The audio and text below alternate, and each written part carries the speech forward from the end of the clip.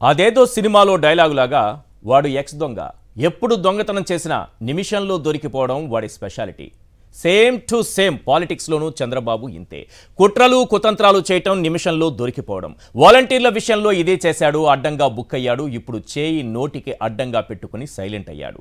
నిమ్మగడ్డను కలుగులో దాక్కోమని చెప్పాడు. ఎల్లో మీడియాను జగన్పై రివర్స్ అటాక్ చేయమన్నాడు. దత్తపుత్రుని హైదరాబాదు పోయి ఆసుపత్రి బెడ్పై పడుకోమన్నాడు.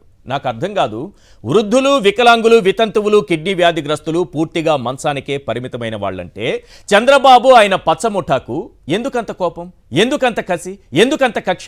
వాళ్ళ నోటి దగ్గర కూడు లాగేసుకుని రాక్షసానందం పొందాలని ఎందుకు అనుకుంటున్నారు? చంద్రబాబు ముఠా ఎన్ని కుట్రలు చేసినా ప్రభుత్వం మాత్రం ఆ 66 లక్షల మందికి పెన్షన్లు అందించేందుకు వేరే మార్గాలు అన్వేషించింది. పెన్షన్లు ఇవ్వడం ప్రారంభించింది. సచివాలయాలకు రాలేని వారికి ఇంటికే వెళ్లి పెన్షన్ అందిస్తామని హామీ ఇచ్చింది.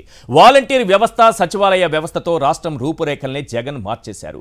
జగన్కు వస్తున్న మంచి పేరు చూసి తట్టుకోలేక కోర్టుల్లో కేసుల మీద కేసులు వేసి ఈసీకి ఫిర్యాదుల మీద ఫిర్యాదులిచ్చి ఆఖరికి అవ్వాతాతలకు వాలంటీర్లు పింఛన్లు ఇవ్వకూడదన్న ఆర్డర్ తెచ్చుకున్నారు.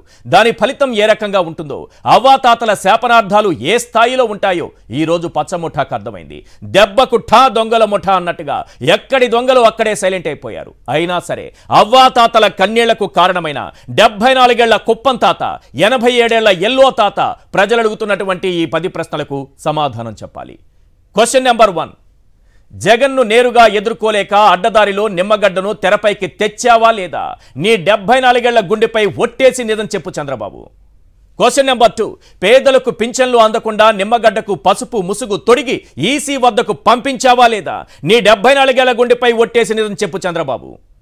క్వశ్చన్ నెంబర్ 3, నిమ్మగడ్డతో సుప్రీంకోర్టులో, ఢిల్లీ హైకోర్టులో, ఏపీ హైకోర్టులో వరుస కేసులు వేయించావా లేదా?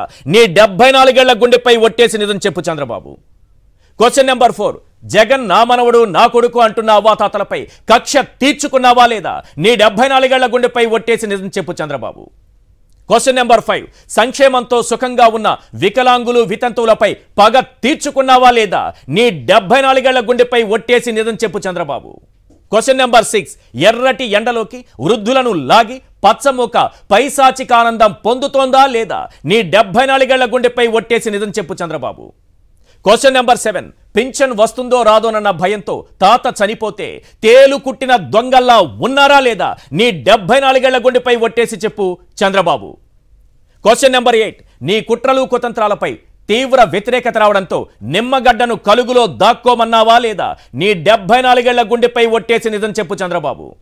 క్వశ్చన్ నెంబర్ 9, వాలంటీర్లు పింఛన్లు అందించకుండా ఈసీకి ఫిర్యాదు చేయించింది నేనే అని చెప్పుకోలేకపోతున్నావా లేదా? నీ 74 ఏళ్ల గుండెపై ఒట్టేసి నిజం చెప్పు చంద్రబాబు.